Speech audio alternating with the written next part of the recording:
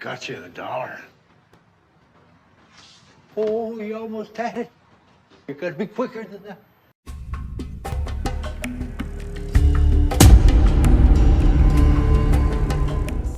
What is up, guys? It is Ben. Welcome back to the channel, and we are here for week 15 of the NFL picks and predictions. And we have ourselves a full slate of games, no bye weeks whatsoever, so we have 16 games for this week. And before we get started here, I have to talk about last week's predictions. It was not a good one whatsoever. I went 7-6 with those predictions, which gives me a grand total of 125 and 83 for the record. So it's time to redeem myself. With that out of the way, let's get on with the Thursday night matchup, and don't forget to like and subscribe for more videos such as these. Los Angeles Rams and San Francisco 49ers. This Thursday night, we have ourselves an NFC West matchup with the Rams taking on the 49ers, and what is sure to be a must-win for both teams. The Rams are coming off of a win against the Buffalo Bills, defeating them 44-42, in which was an offensive shootout. I mean, it was a fun game to watch if you're a fan of offense, which, if you're watching football, why wouldn't you? Puka Nacua, 2 touchdowns for him, 1 receiving, 1 rushing. Kyren Williams, 2 touchdowns for him. Matt Stafford looked great, but also too, even though they did allow 42 points, the defense did come in clutch with a blocked punt that was returned by Hunter Long for a touchdown. And for the San Francisco 49ers, they're coming off of a win against the Chicago Bears, defeating them 38-13.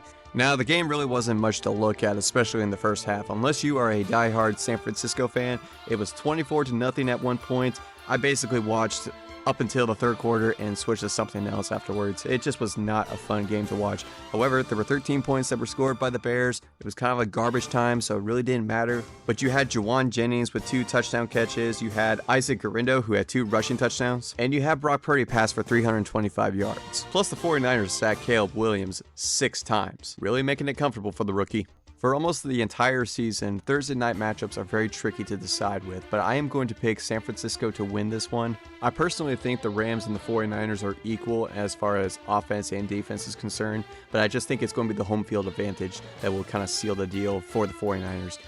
49ers take it at home, 27-20. Cincinnati Bengals and Tennessee Titans. The Cincinnati Bengals are heading down to Nashville to take on the Tennessee Titans. And their last game was against the Dallas Cowboys on Monday Night Football, where they defeated them at Jerry World 27-20.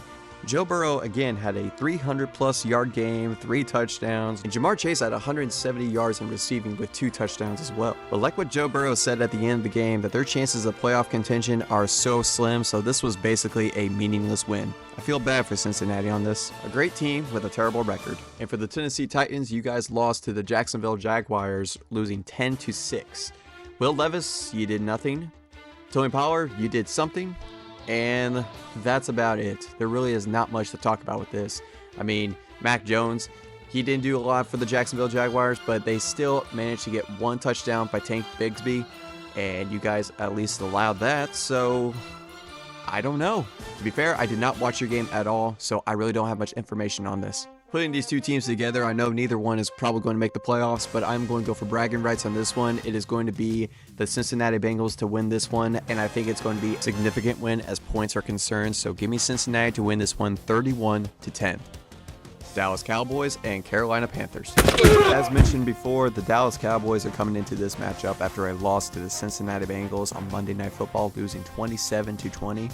Now, for the first drive, Cooper Rush and the rest of that offense looked like they were running on all cylinders. CeeDee Lamb scored the first touchdown of the game, and after that first drive, that was about it for the Dallas Cowboys as far as performance is concerned. Rico Dowdle, he had some pretty good runs and good rushes, but things started to fall apart for the defense as they allowed Jamar Chase to have 170 yards on them, Joe Burrow throwing 300-plus yards and 3 touchdowns on them.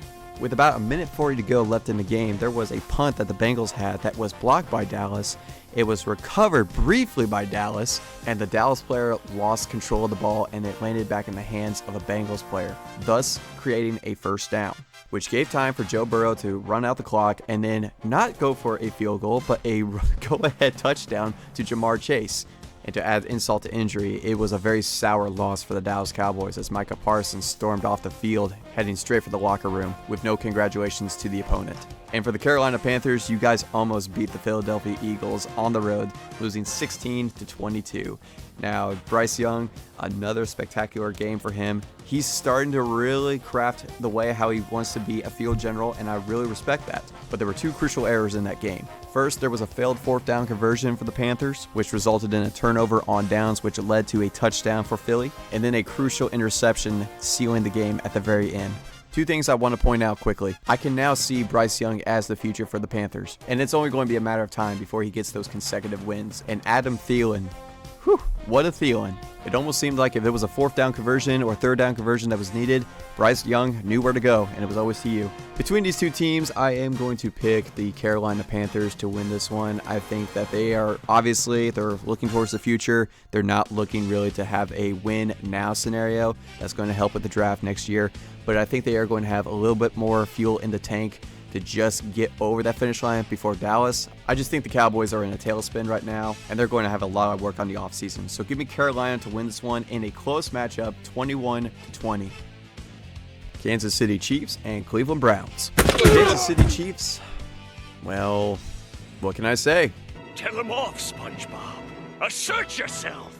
That's my ice cream cone. Great. Now let them have it. You can have it. Say thanks. No! You guys are the luckiest team I have ever watched. I mean, there have been so many games this season where I've just been like, oh, there's no way they're going to win that. And then about 10 minutes later, how the hell did you win that?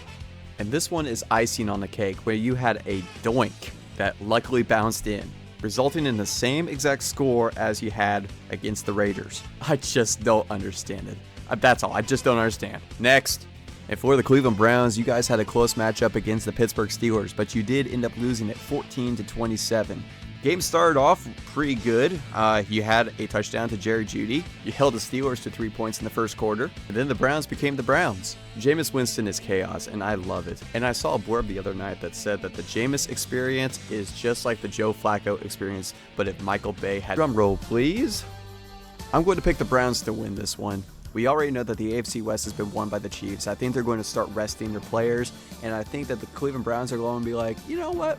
What do we have to lose? So I think they're going to have a little bit more heart and fight into this one. That's going to give them the win. So Browns are going to win this one, but by a slim chance, like all of these games have been with Kansas City, 17-13.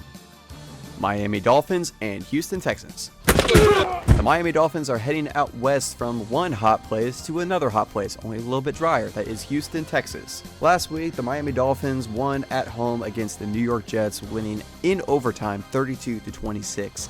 Tua Tagovailoa, once again, a great game for him. I mean, I'm glad that he is back up and healthy. I know this is kind of like a broken record, but he did have 331 yards in passing and also 2 touchdown passes. And that whole Miami offense was very much on par with each other. I mean, Devon Achane had a touchdown, Tyreek Hill had a touchdown, the game-winning touchdown to Jonnu Smith, but also too, Jason Sanders. He scored 3 field goals, and a great win at home, which also got them closer in the hunt for the playoffs. And for the Houston Texans, they were on the bye week last week, but prior to that, they had a matchup against the Jacksonville Jaguars, which, yes, this is the same game in which Trevor Lawrence took a massive hit by Azeez Al-Shaair, which resulted in that concussion and the 3-game suspension for Shaair. He is still in suspension, so he's not going to be playing this game. But if there is still that one constant that the Texans can rely on as far as offense is concerned, it is Joe Mixon, as well as CJ Stroud with his play skills. And despite 14 unanswered points by Mac Jones and the Jaguars in the fourth quarter, it still wasn't enough to defeat the Texans. This is a tough one, especially for a Colts fan, because we have one team that is leading our division and the other one is in the hunt against a playoff position for the wild card. So which one am I going to pick? I'm going to pick Miami to win this one. If I do the numbers right, it is a better chance that we are going to win the division rather than finding a wild card spot to make the playoffs. So I'm going to go with my heart, and I'm going to be a big Miami fan this week. Miami's going to take this on the road 27-21.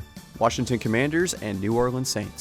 Another team that was on the bye week last week. The Washington Commanders are heading to the Big Easy to take on the New Orleans Saints. A tale of two teams when it comes down to the records and how they've performed this season. Washington has exceeded many expectations, and that showed in the last matchup where they played against the Tennessee Titans at home, winning 42-19. Jaden Daniels had 3 touchdown passes, and he ran in for a rushing touchdown of his own. Terry McLaurin had 2 touchdown receptions, and Brian Robinson had a touchdown of his own and 100 yards plus rushing for the first time since late September. The future is bright in Washington. And as for the Saints, the season could have started any better for them, but then Week 3 happened and they fell apart quicker than Marcus Ericsson's first lap of the Indy 500 this year. But last week they had a matchup against the New York Giants where they won 14-11. And unfortunately, Derek Carr had to be Derek Carr, and he got himself injured yet again. Rushing the ball, he stretched himself out for a first down, which I don't think he ended up getting, and landed on his arm where he exited the game, did not return. And now we're in a situation where I'm not sure if Spencer Rattler is going to be starting quarterback or is it going to be newly acquired quarterback Ben DiNucci. Between these two teams, I am going to go with Washington to beat the Saints on this one. I think that they are already a better team, but I also believe too they're going to be trying to cut down that lead where the Eagles are as far as their division is concerned. They want the division. I know they're already going into the playoffs, it seems like it, but I think they want the division title. So give me Washington to win this one against the Saints 24-10.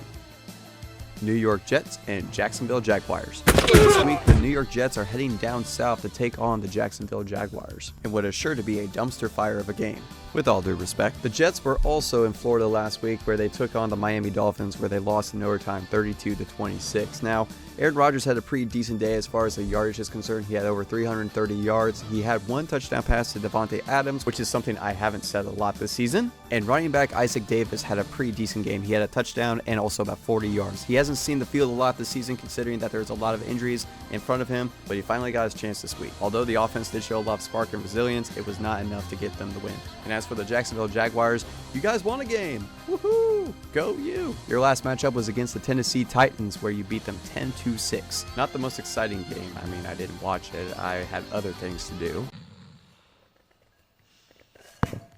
But as a Colts fan, if you don't mind keeping Tennessee as well as yourself in the loss column, that'd be great. We need all the hope we can get for playoffs. And last little tidbit, good job for Mac Jones having over 220 yards in passing for that game. Still, pretty good. It does prove that he does belong in the NFL and that he can be a good quarterback. And be on the lookout if he's looking for a new home next season. Thinking kind of a Sam Darnold 2.0. But with this matchup between the two, I am going to pick the Jets to win this one. I think that they're going to just be a little bit more dominant in the offense as well as defense, but not by much. It is going to be a close game. I'm going to go with Jets to win this on the road, 24-17. Baltimore Ravens and New York Giants. For our final 1 o'clock game, we have the Baltimore Ravens heading up north to New Jersey to take on the New York Giants. Baltimore was on a bye week last week, so they had a chance to really rest and relax, but prior to that, they had a sad loss against the Philadelphia Eagles, losing 24-19. I don't think it's time to panic for the Ravens, but there are a lot of holes in their offense and defense that are really kind of confusing me. Lamar Jackson did throw the ball for 237 yards, and he did give Derrick Henry the ball for 19 carries for 82 yards, but it didn't amount to anything, at least not in this game. His 2 touchdown passes were to Mark Andrews and Isaiah Likely, but the thing is that he just played hero ball way too much, especially in that fourth quarter. And I hate to establish this, but I don't understand what's going on with Justin Tucker. I don't know if he's hurt. I don't know what's going on with him. I hope everything's okay with him, but his accuracy right now is just subpar. And for the New York Giants, you are coming off of a loss against the New Orleans Saints, losing 14-11. Drew Lock coming back for his second game as a starting quarterback for you guys. A decent game on the ground for him as well as passing, but it ultimately did not lead to anything, in which your only touchdown of the day was a short run to Tyrone Tracy for a touchdown and a 2-point conversion. Not much else can be said. But now Drew Lock is hurt with an apparent heel injury, and you know what that means. He's back!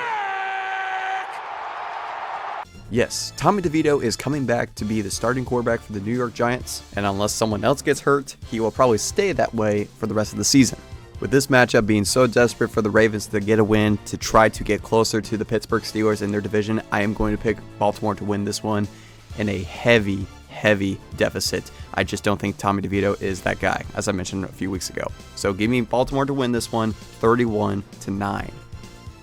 Indianapolis Colts and Denver Broncos. The Indianapolis Colts are heading out west to Mile High Stadium, where they are going to take on the Denver Broncos, and it is sure to be a must-win for both of these teams. The Indianapolis Colts, they had their bye week last week where they had nice rest and relaxation, but prior to that they had a matchup in New England against the Patriots where they won by a single point, which was a 2-point conversion to Anthony Richardson, where he just ran the ball in, and oh my gosh, goosebumps galore. Not to mention too, we won in Foxborough for the first time since the Peyton Manning era, 2006 to be exact, and that was the year we went to the Super Bowl and won. Coincidence? I think not! But despite the win, there were a lot of miscalculations. Anthony Richardson only had 109 yards in passing. There were a lot of dropped passes, though, by his tight ends, his wide receivers, and the only good saving grace for them was Jonathan Taylor, 96 yards in rushing, but he also had a receiving touchdown, which I think set the tone for the whole game. And even though that the Peyton and Brady era is long gone, it's just nice to win in Foxborough. And for the Broncos, they are coming off of a bye week as well, where their last matchup was against the Cleveland Browns on Monday Night Football at home, where the defense allowed almost 500 yards in passing and still got the win. How can that be? Well, Jameis Winston. And don't forget Jerry Jeudy. The great thing about the Denver Broncos is that in that game, they had a lot of distribution in scoring. I mean, there was over 5 different people who actually had some type of score, whether it was a rushing touchdown, or it was a passing touchdown, or it was a field goal. There were 2 interceptions from Bo Nix, but he is one of the best young scramblers in the game right now. So if he can't capitalize on the air, he can still get you on the ground. Also, I forgot to mention there were 2 pick sixes from Jameis Winston, so that helps a little bit. You know where I'm going to go with this. I am picking Indianapolis to take the win here on the road. And how are we going to do that? Well, I think the key factor is going to be Anthony Richardson. I think he's going to have a really decent game ahead of him. 200 plus yards in passing, 65 yards in rushing, and a rushing touchdown of his own. Also, I think that the supporting cast for him is going to help a lot. Jonathan Taylor and Michael Pittman Jr. should have touchdowns as well. And I think the defense is going to do a great job too, containing Bo Nix. Colts take this on the road, 27-21. Pittsburgh Steelers and Philadelphia Eagles. For this Battle of Pennsylvania, the Philadelphia Eagles are hosting the Pittsburgh Steelers in what is sure to be a showdown of the ages. Or, if you live in Pennsylvania, that's what I'm assuming. Anywho, the last matchup for the Steelers was against the Cleveland Browns at home, where they beat them 27-14. The first part of the game did go to the Browns as they had a 7-3 lead entering the second quarter, but after that it was mistake after mistake by Cleveland, in which Pittsburgh capitalized and just took the lead right afterwards. They had 21 unanswered points on them, and it was one of those games where the Steelers didn't have to necessarily make moves. They just waited for the Browns to implode upon themselves. Russell Wilson had less than 200 yards in passing, actually a lot less than that. I think it was around 168. But they were efficient in the red zone. Russell Wilson had 2 touchdown passes, and Najee Harris had another rushing touchdown. Solid win for the leader of the AFC North. And for the Philadelphia Eagles, they had a close matchup against the Carolina Panthers, winning 22-16. 2 things to point out for that game. First of all, Saquon Barkley, he beat LaShawn McCoy's single season record for the Eagles, now surpassing it by a few yards, and he still has 4 games left to see if he can make it to the single season record for the NFL. And the second part is, the stat line confuses me. There were 2 touchdown passes by Jalen Hurts, but he only had 108 yards. There was more ground attack, but you really didn't need the passing game. I don't know, it just felt weird that if you took Saquon Barkley out of the equation, there was still 22 points. He didn't score a touchdown. Maybe they lucked out. I don't know. Putting these 2 teams together, I am going to pick Saquon Barkley and the Eagles to win this one at home. I think their last matchup against Carolina surprised them, and I think they have to really reevaluate a lot of their own offensive and defensive game plans. And they know that the Pittsburgh Steelers are going to be coming in very hot, so they need to focus heavily. So give me Philadelphia to win this at home, 34-28. Buffalo Bills and Detroit Lions. In what my opinion will be the preview to the Super Bowl this year, the Buffalo Bills are traveling to Ford Field to take on the Detroit Lions. The Buffalo Bills are licking their wounds after a 42-44 loss to the LA Rams, where Josh Allen had probably the stat sheet of the night if it wasn't for Puka Nacua, where he had 3 touchdowns that were passing and 3 touchdowns that were rushing, and they still lost. First quarterback to ever have such a stat line. And if you're a fan of offense, then this was the game for you. Both the Bills and the Rams offenses were just going back and forth, knockout blow after knockout blow, until basically we didn't have much time left. Unfortunately for the Bills, there was a touchdown pass to Puka Nacua that gave them a 2-score lead with not much left on the clock, so it led to a garbage time touchdown by Josh Allen, which led to a failed onside kick attempt, leading to the loss. Heartbreak for Bills Mafia. And for the Detroit Lions, they eked out a win on Thursday Night Football last week against the Green Bay Packers, the divisional rival, as they won 34-31 in a very close matchup. This game started off where the Lions seemed to take full control, 17-7 lead at halftime, and then the Packers started to chisel down that lead until they took the lead, and then it went back and forth for a while, up until 31-31 with a short amount of time, and then Mr. Dan Campbell, gutsy call, 4th down, run. Jared Goff ends up falling over, but still giving the ball to David Montgomery to get to the 1st down, just in time to chew up some more clock and get the game-winning field goal. Gutsy, and that's what's going to win you a lot of division titles and potentially maybe a Super Bowl. With this matchup and my potential game of the year, I am going to pick the Detroit Lions to win this one at home.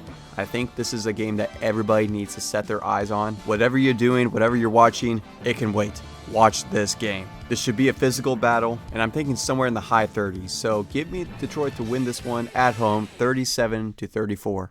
Tampa Bay Buccaneers and LA Chargers. Now this is going to be a really tricky matchup. The Tampa Bay Buccaneers are heading out west to take on the LA Chargers, which they hope to be another win to help solidify their lead in the NFC South. Tampa is coming off of a win last week against the Las Vegas Raiders where they won 28-13 in what was a pretty lackluster game. 2 touchdown passes from Baker Mayfield to Jalen McMillan and 2 rushing touchdowns for Rachaad White. A solid textbook win for the Buccaneers, only helping to secure their potential division title. And for the Chargers, I hate to say this, but you guys got the short end of the stick yet again, and it just so happened to be from Kansas City. So that game against the Chiefs was not what I had in mind. To start off, you guys were really slow in the first half, didn't score a single point until the 3rd quarter. A touchdown by Gus Edwards and then a touchdown catch by Quentin Johnson. No, I did not stutter. That is exactly who caught it, Quentin Johnson. A series of field goals for both teams, which led to a 1-point lead leading up to the final drive for the Chiefs, only to have the game end in a, well, doink, a heartbreaking loss and somehow a lucky win for the Chiefs yet again. As of recording this, Justin Herbert is still on the injury list as questionable with his ankle, but I am going to pick the Chargers to win this regardless. The whole mentality of one game at a time with Jim Harbaugh is really efficient, and I think that's going to carry on after a devastating loss from Kansas City. Regardless of what Justin Herbert has with his ankle injury, I still think that it's going to be LA to win this one. So give me the Chargers to win this at home, 24-17. New England Patriots and Arizona Cardinals. The New England Patriots are heading to the desert to take on the Arizona Cardinals. Last week they did have a bye week, but the week prior to that they had a matchup at home against the Indianapolis Colts where they lost by a single point, 24-25. Coming from a Colts fan, this is the game that the Patriots should have won. They had every opportunity to score, but unfortunately they had so many red zone opportunities that came out as a missed field goal or a turnover. A crucial missed field goal from Joey Sly, which missed from only, I think it was less than 30 yards. This key mistake is what bit them in the butt in the long run, because later on in the game, Anthony Richardson had a 19-play drive to take it down the field, throwing a touchdown pass to Alec Pierce, and then running in for a 2-point conversion by himself, securing the win for the Indianapolis Colts. I don't mean to laugh, but...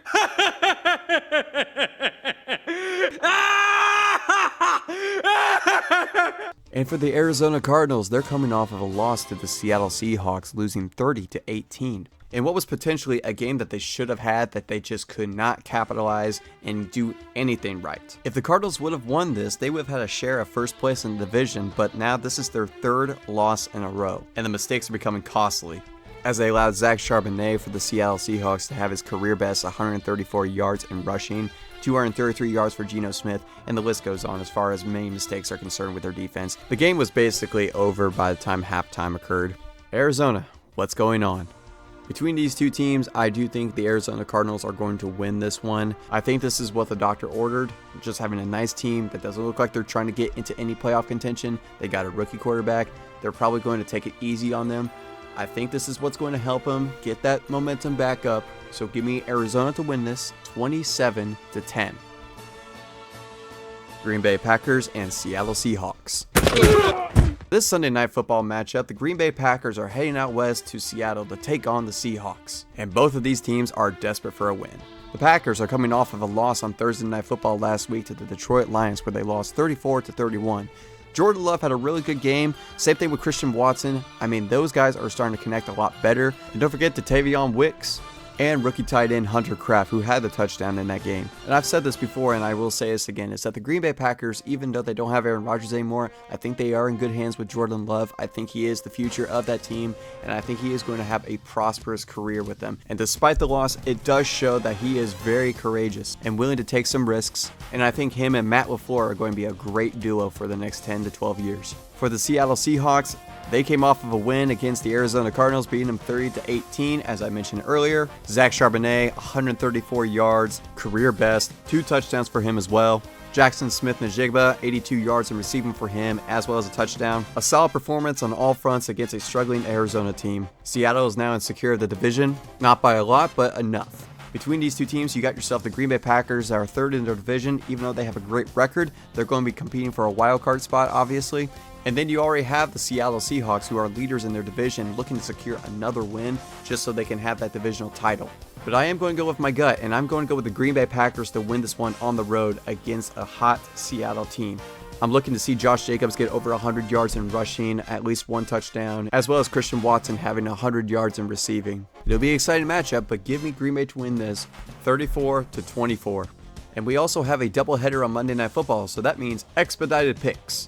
Our first matchup at the 8 o'clock game is going to be the Chicago Bears against the Minnesota Vikings, and I'm going to pick the Minnesota Vikings to win this one. I don't think the Bears are going to be much of a factor in this one. I'm going to do it quickly, 27-14. And our second matchup at 8:30 is going to be the Atlanta Falcons on the road against the Las Vegas Raiders. I'm going to pick the Atlanta Falcons to win this one. I don't see the Raiders being competitive whatsoever. I think they're going to tank for the rest of the year.